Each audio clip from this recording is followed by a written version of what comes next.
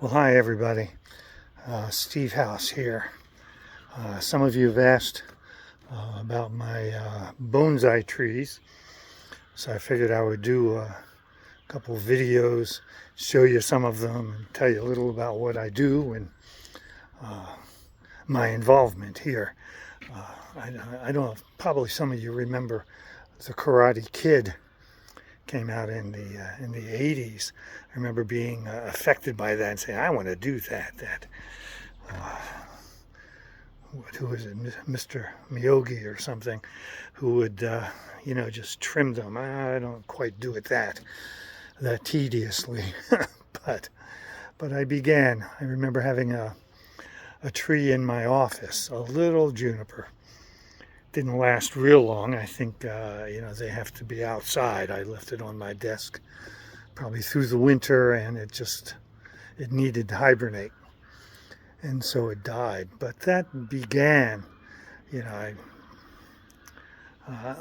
another interesting thing was that in Indiana we had a big juniper bush in the front yard. I remember cutting the grass and noticing these little, I don't know, twigs and branches and stuff in the grass, in the tall grass. So I would begin to dig up these little, probably 1 or 2 inch sized trees, put them in a pot and let them grow. And I still have, I think, some of those that have continued to live over the years. So I don't know, some of these are probably 25 years old, although I'm not a very good bonsai enthusiast in that it's hard for me to trim them. I just kind of let them grow, and so they get too long. The trunks do not thicken up. I remember initially buying some books and going from there. I never took any instruction, never talked to somebody who knew what he was doing. So I probably made numbers of mistakes. Putting them in pots, probably in smaller pots, kept them small. So that was probably also not a good idea. But anyway, let me show you some of what I have here. Now here's one that's, I believe, a spruce. I think it's a pine.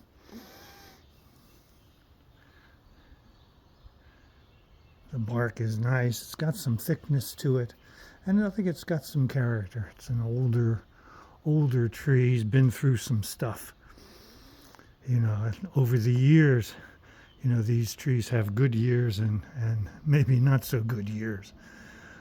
And so they show it in their bouquet and their canopy and just the presentation that it gives. It's a beautiful little tree. I have a number of junipers. This is one of the older ones. It's probably, 18 inches tall. A double trunk.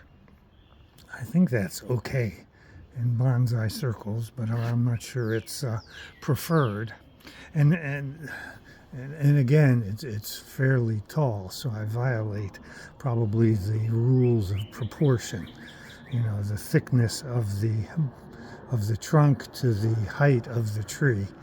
So, but still, there's something about it that I appreciate. Here's another one behind.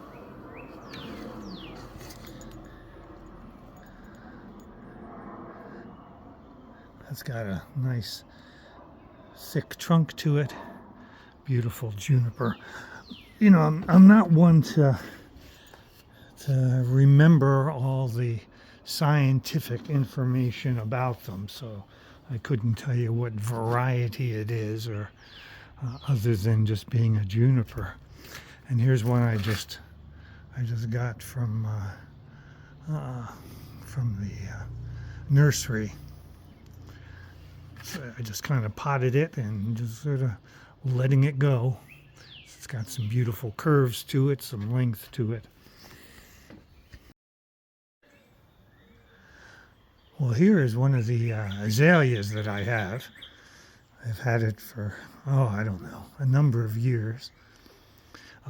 But It's in bloom, beautiful pink flowers. Many have fallen off already, but it's just a beautiful azalea. And I think it kind of demonstrates well my fault as an enthusiast of bonsai. I just let them grow too long. So probably if a real bonsai enthusiast were to look at it, he would say, chop it off about here, about halfway. And I just find it difficult to do that. So there's an azalea, and I have several others. So there's one here, another one over here, and certainly behind it there's this beautiful little white one.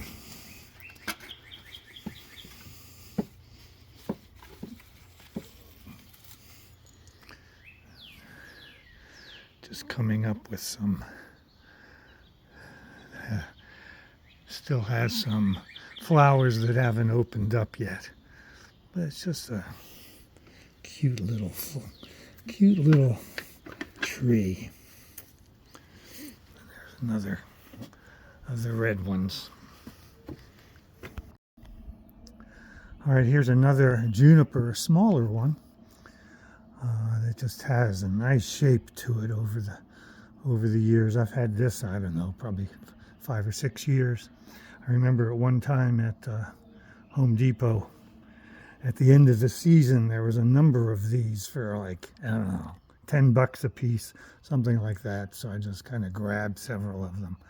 You can see the lighter color is the new growth.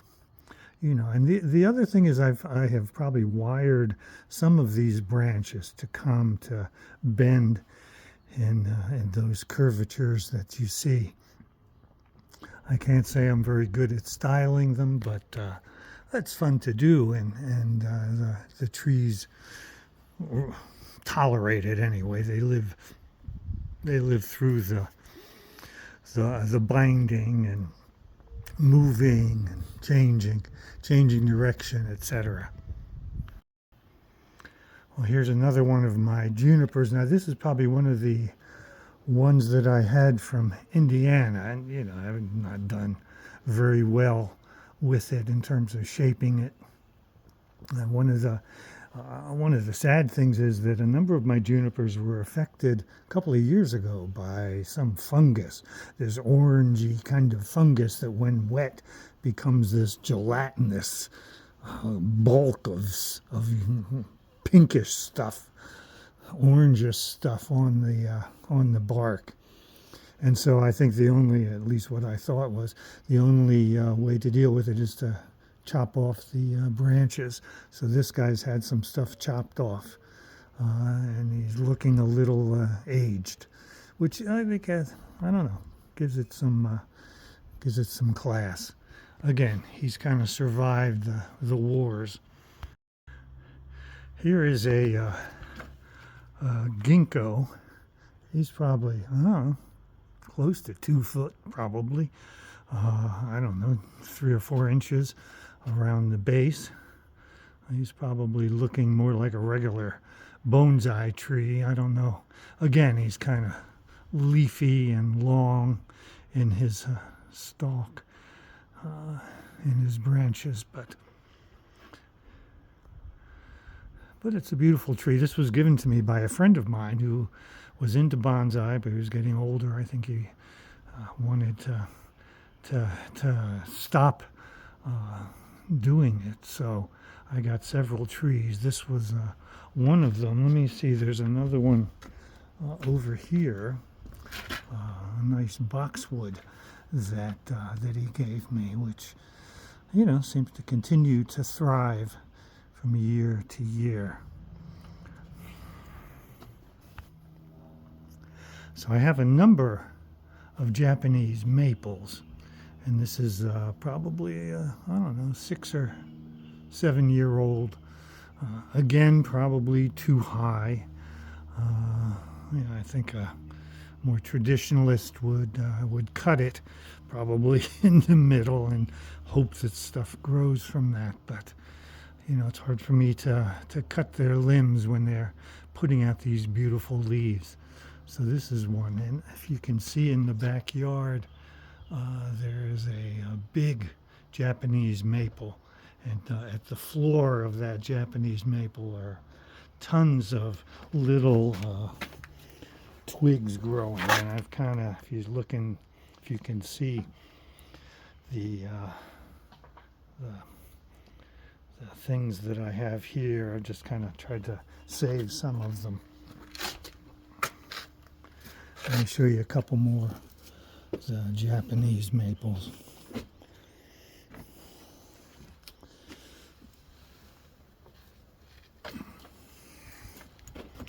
Here's a younger one.